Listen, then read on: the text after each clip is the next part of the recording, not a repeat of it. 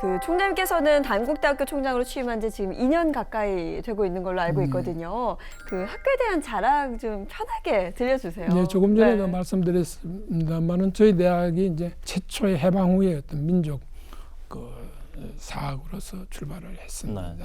그래서 저희들은 요즘 뭐 트렌드가 상당히 어떤 혁신 이런 그렇죠. 것이 있는데 저희 대학도 47년도에 개교한 이래 예. 67년도에 그 장충식 지금 현 명예이사장님께서 쭉 학교를 이끌어 오시다가 교육의 그 대학 교육, 고등교육의 기회를 놓치는 천안 지역에다가 개교 30주년을 기념해서 천안 캠퍼스를 그 당시는 최초의 그 분교죠. 네. 설립해서 천안 캠퍼스가 설립되었고요. 예.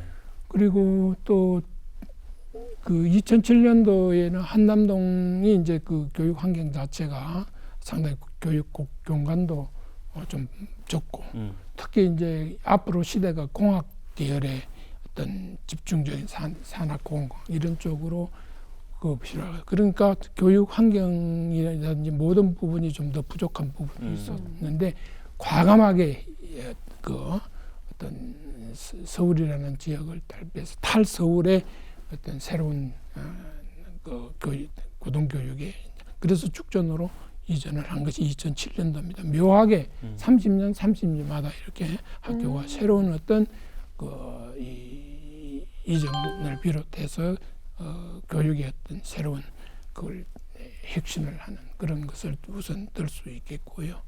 저희들은 뭐 자랑은 저희들이 이제 천안 캠퍼스에는 특히 이제 그 바이오 헬스 쪽의 특성화. 예.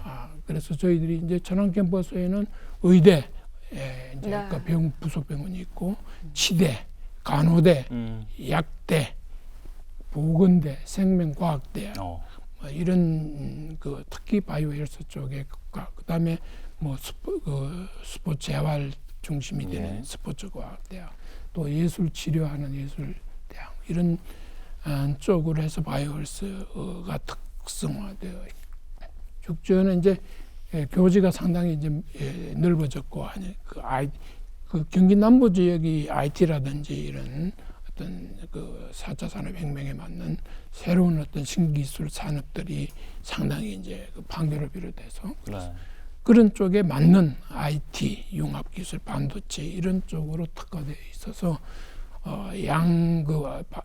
앞으로의 어떤 성장 산업이라 할 수 있는 바이오와 또 IT 쪽에 이런 특성화된 캠퍼스를 가지고 있다는 것이 뭐 저희 대학의 가장 큰 강점이라고 생각할 수 있습니다. 네, 정말 자랑하실 만한 게요. 따끈따끈한 소식이 또 있습니다. 정부가 2026년까지 6년간 인공지능과 빅데이터, 또 미래자동차 등 신기술 분야 인재 10만 명을 양성하기 위해서요. 46개 대학을 8개 연합체의 혁신 공유대학으로 또 선정을 했는데 그 가운데 단국대학교가 있고요. 또 한 가지 바이오헬스 컨소시엄을 주관한다고 하던데요. 네.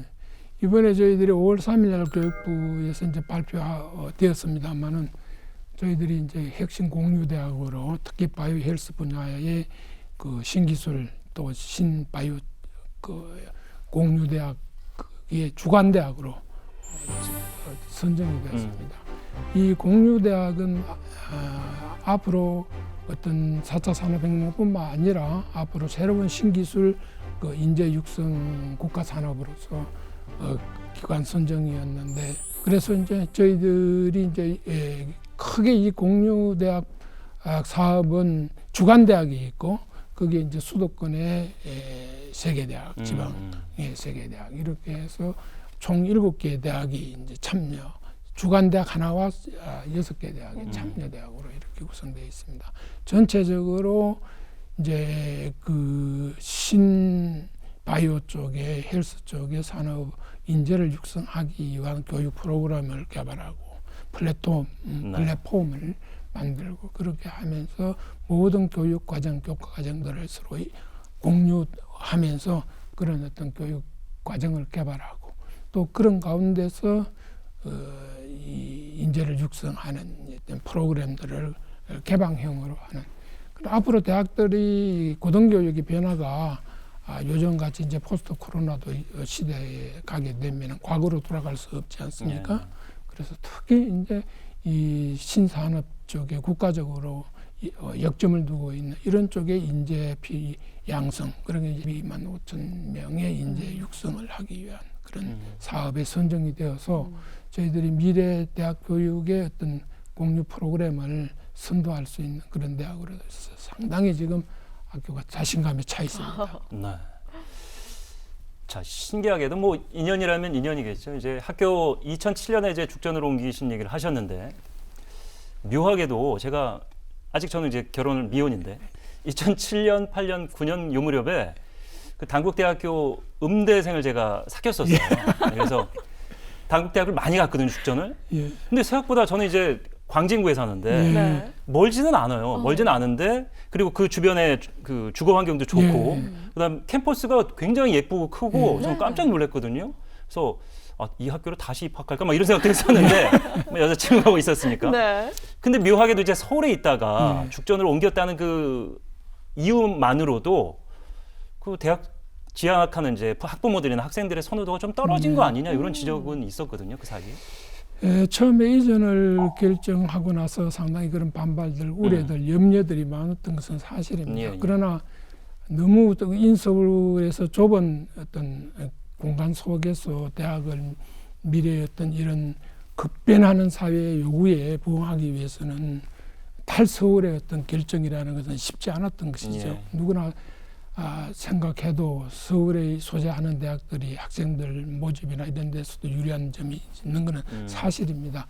그러나 저희들은 이제 장충식 그 당시 총장님께서 그런 혁신적인 이전의 결심을 하셨고 그리고 대학이 외국처럼 좀 더 그 한남동 그게 한 45,000평 부지인데 이 죽전 캠퍼스가 약 35만 평 적거든요. 그래서 여러 가지 이 대학의 어떤 미래를 위해서 이전에 어떤 당위성 같은 것들을 역설하셨고 반대하는 그런 의견들을 상당히 깊이 있게 설득하고 소통하고 또 동문들에서도 한남동에 어떤 그 향수 같은 게 있지 않겠습니까? 네. 그런 것을 잘 설득을 해서 우리가 미래 대학으로 발전하는 어떤 기틀을 찾기 위해서는 이전할 수밖에 없다.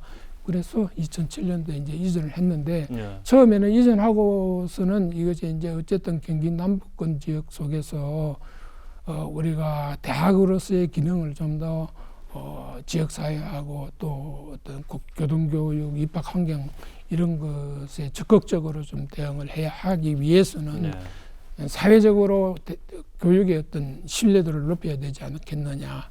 그래서 그런 노력의 결과가 이제 저희들이 특히 경기 남부 지역에 아까 제가 말씀드린 대로 그 IT 쪽이나 반도체 쪽에 그런 집중적인 특성화를 연결고리를 삼았고 지역과의 어떤 협업을 통해 가지고 대학이 이 기능을 살려내면서 어떤 대학으로서의 신인도를 사회적 신뢰도를 높이게 되면 이제 그 입학 탈서울로 인해서 받는 어떤 그런 것을 다 우리가 이제 어느 정도 지금은 다 회복을 한 단계입니다. 특히 천안 캠퍼스도 아까 말씀드린 대로 바이오 쪽에 전국에서 대학에서 단과대학이 10개나 바이오 쪽에 유관되어 있어서 서로 어떤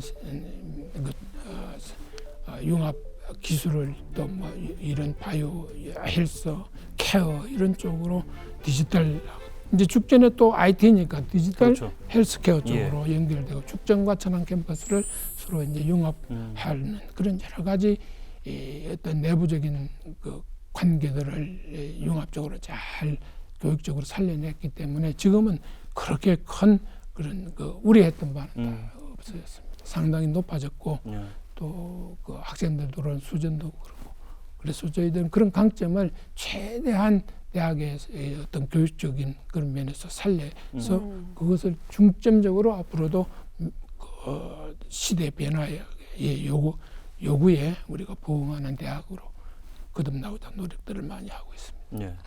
뭐 총장님이 옆에 계셔서 하는 얘기가 아니고 제가 이제 직접 이제 가본 입장으로 말하면 학교가 굉장히 근접성도 좋고 교통도 굉장히 좋아요. 그 예, 앞에 학교 바로 아래까지 많은 차들이 경유해서 서갈 수 있게 출발할 수 있게 돼 있고 기숙사도 굉장히 관리가 잘 돼 있어서 예, 기숙사. 예, 칼같이 그때 여자친구 이렇게 기숙사 들여보냈던 그런 기억이 지금 납니다. 그래서 하여튼 뭐 학부형들이나 학생들이 이제 하반기 들어서 이제 수시도 있을 테고 정시도 있을 텐데 고민하신다면 당국대학교 선택하는 거 굉장히 좋은 선택이라는 생각이 드네요. 하여튼 뭐 지금은 이제 꼭 그 저희들이 뭐 탈서울을 했습니다만은 어떤 교육적인 여러 가지 면에서 대학의 새로운 시대에 부응하는 대학으로 디지털 혁신 대학으로 생각해 주시면 좋겠습니다.